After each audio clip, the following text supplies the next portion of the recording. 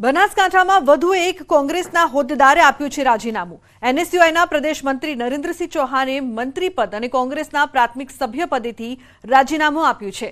એનએસયુઆઈના ગુજરાત પ્રદેશ પ્રમુખ નરેન્દ્રસિંહ સોલંકીને પત્ર લખીને આપ્યું છે રાજીનામું। આજે થરાદમાં ભાજપમાં નરેન્દ્રસિંહ ચૌહાણ જોડાય તેવી શક્યતાઓ જોવા મળી રહી છે। તો કનુ દેસાઈના નિવેદન બાદ કોળી સમાજ પણ રોષમાં છે। રાજકોટમાં અખિલ ભારતીય કોળી સમાજે પત્રકાર પરિષદનું આયોજન કર્યું હતું। રોષે ભરાયેલા કોળી સમાજના આગેવાનોએ કનુ દેસાઈ જાહેર મંચ પરથી સમાજની માફી માંગે તેવી માંગ કરી છે। તે ઉપરાંત જો કનુ દેસાઈ માફી ન માંગે તો ભાજપ વિરોધી મતદાન કરી ઉમેદવારને હરાવવાની ચીમકી પણ ઉચ્ચારી છે। ક્ષત્રિય જેવી રીતે એકત્રિત થયા છે એવી રીતે એકત્રિત અમે કેટલા થશું મને ખબર નથી, કેમ કે અમારી પાસે ટૂંકી વ્યવસ્થા છે। અમે એટલા બધા કેપેબલ કોળી સમાજ નથી, પણ એક વસ્તુ તો અમે કરી શકીએ, ધારીએ એને હરાવી શકીએ। કોળી સમાજ પાસે મતની તાકાત ખૂબ મોટી છે અને આ મતની તાકાતનો અમે લોકશાહી ઢબે જો ભાજપને જીતાડવા માટે તડકામાં ઊભા રહીને મત આપી શકતા હોય તો એને હરાવવા માટે વેલા ઉઠી અને જય ભવાની જય માંધાતા કરી અને સાહેબ ભાજપની વિરુદ્ધમાં મતદાન તો કરી શકીએ, એટલી તો અમારી તેવડ છે જ। લોકસભાની ચૂંટણીના હવે ગુજરાતમાં ભણકારા વાગી રહ્યા છે, ત્યારે પોરબંદર બેઠક પર ભાજપના ઉમેદવાર મનસુખ માંડવિયા પણ મતદાતાઓને મનાવવા મેદાને છે। જેતપુરમાં મનસુખ માંડવિયાનો રોડ શો યોજાયો, જેમાં જયેશ રાદડિયા સહિતના આગેવાનો સાથે કાર્યકર્તા અને મોટી સંખ્યામાં લોકો જોડાયા હતા। આ સાથે અનુપમા સિરિયલની અભિનેત્રી રૂપા ગાંગુલી પણ રોડ શોમાં જોડાયા। આથી રોડ શોમાં મહિલાઓમાં અનેરો ઉત્સાહ જોવા મળ્યો હતો। ત્યારે માંડવિયાએ કહ્યું, ઠેર ઠેર ઉમળકાભેર સ્વાગત કરવામાં આવી રહ્યું છે। આથી નજરે જોવાઈ રહ્યું છે કે જીત નક્કી જ છે। માતાઓ દ્વારા ઓવારણા લઈને અમારું સ્વાગત થાય છે। યુવાનો અને વડીલો અમારી સાથે રોડ શોમાં પદયાત્રા દ્વારા જોડાય છે। નગરના શ્રેષ્ઠીઓ, સામાજિક આગેવાનો, વિવિધ સંસ્થાના પ્રતિનિધિઓ એ સમૂહમાં ઉપસ્થિત રહીને અમારું અભિવાદન કરે છે।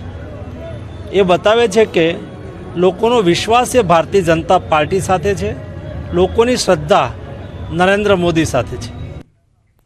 રાજકોટમાં કોંગ્રેસના માલધારી સમાજના આગેવાનોએ કર્યો અનોખો પ્રચાર। માલધારી સમાજના પરંપરાગત પહેરવેશ પહેરીને પ્રચાર કર્યો। 150 ફૂટ રોડ પર આવેલા ઉમિયા ચોક વિસ્તારમાં કોંગ્રેસના ઉમેદવારને મત આપવા માટે અપીલ કરી હતી। ત્યારે તેઓ કહી રહ્યા છે કે આ મહાપર્વમાં 100% મતદાન થાય તે માટે પ્રયાસ કરવામાં આવી રહ્યા છે। તો ભરૂચમાં કાર્યકર્તા સંમેલન મળ્યું, જેમાં ભરૂચ બેઠકના ભાજપ ઉમેદવાર મનસુખ વસાવાએ આમ આદમી પાર્ટી પર પ્રહારો કર્યા। કહ્યું, દિલ્હીમાં ઇન્ડિયા અલાયન્સનું ગઠબંધન થયું તે ગઠબંધન નથી, એ તો ઠગબંધન છે।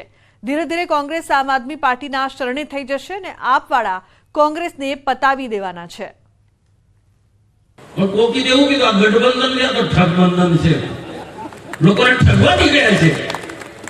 તમારામાં ત્રેવડ છે નથી, કોંગ્રેસની આજે તાકાત નથી કે લોકસભામાં વિરોધ પક્ષ તરીકે આ બેસી શકે નથી સભ્ય સંખ્યા, ને ધીરે ધીરે ધીરે કોંગ્રેસ આજે ખતમ થઈ ગઈ। આ ભરૂચ લોકસભામાં તમે જો કેવી શરણે થઈ ગઈ આપના, અને જો તો આ પડા છે ને કોંગ્રેસને આવનારા દિવસમાં પૂરું કરી દે। લોકસભા ચૂંટણીને લઈને ઉમેદવારો પ્રચારમાં લાગેલા છે। નિત નવા ગતકડા સાથેના પ્રચાર જોવા મળી રહ્યા છે અને સાથોસાથ આક્ષેપ પ્રતિ આક્ષેપ પણ। ભરૂચના ભાજપના ઉમેદવાર મનસુખ વસાવાએ ચૈતર વસાવા પર કર્યા છે આકરા પ્રહાર અને મચ્છર સાથે તુલના કરીને છોડ્યા વાક પ્રહાર। ક્યાં ચૈતર વસાવા અને ક્યાં નરેન્દ્રભાઈ મોદી? નરેન્દ્રભાઈ મોદી કેવું વિરાટ સ્વરૂપ, આ ચૈતર વસાવા હા મચ્છર જેવો। એને શરમ આવી જોઈએ કે મોદી માટે આ પ્રકારનું નિવેદન કરતા માટે। એના જે મોટા મોટા દિગ્ગજ નેતા મોદી સામે આ પ્રકારનું નિવેદન નથી કરતા। આ છેલ્લી કક્ષાના હું કહું કે એના માટે જે આજે ચૂંટણી છે, બાકી એના માટે મને એટલો ગુસ્સો આવે છે કે તું ક્યાં મોદીની, ક્યાં તું, ક્યાં રાજા ભોજ ને ક્યાં ગાંગુતેલીમાં બી એની ગણના થાય। આ મચ્છર કક્ષાનો માણસ મોદીના વિરાટ સ્વરૂપને આ પ્રકારનું સ્ટેટમેન્ટ આપે, એને શરમ આવી જોઈએ। સમાચારનો પ્રવાહ યથાવત રહેશે। હાલ રૂપકશ્રી બ્રેક માટે આપ જોતા રહો news 18 Gujarati.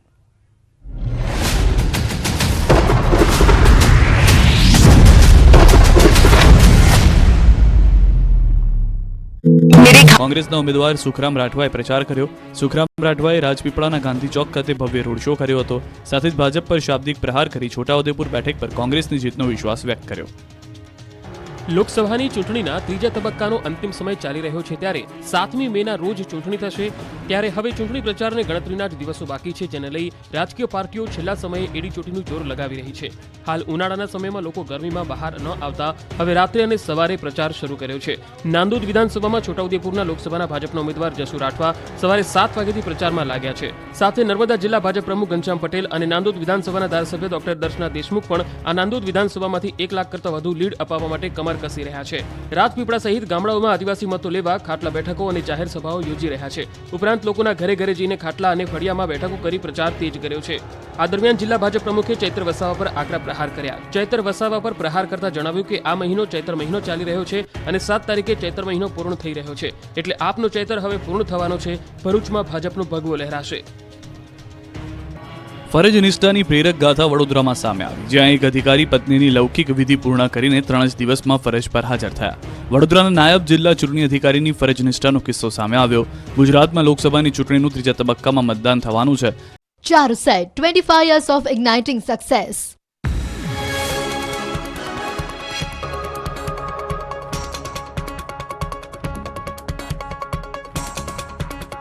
Charuset, 25 years of igniting success.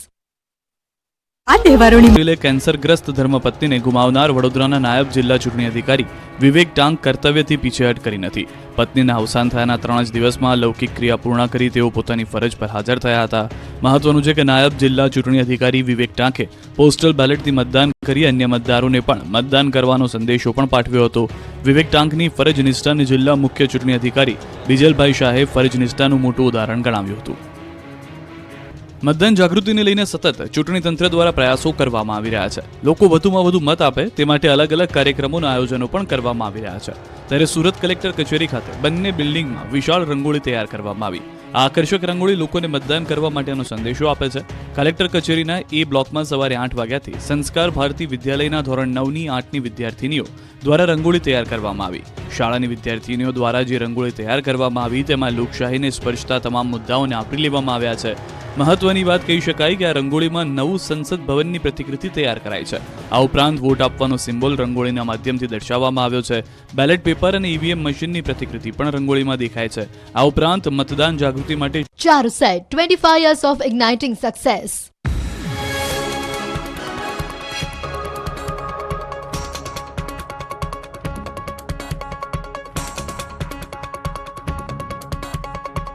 Charuset, 25 years of igniting success. જગ્યા પર પોસ્ટર્સ લગાવવામાં આવતા હોય છે, તેની પણ એક પ્રતિકૃતિ આ રંગોળીમાં તૈયાર કરાઈ છે. શાળાની વિદ્યાર્થીનીઓ દ્વારા એક અનોખો સંદેશ આપવામાં આવ્યો છે કે જો સારા નેતાને પસંદ કરવામાં આવશે તો ભ્રષ્ટાચાર વગર દેશનો વિકાસ થશે. આ ઉપરાંત લોકોનો એક મત કેટલો કિંમતી છે તે પણ આ રંગોળીમાં દર્શાવવામાં આવ્યું.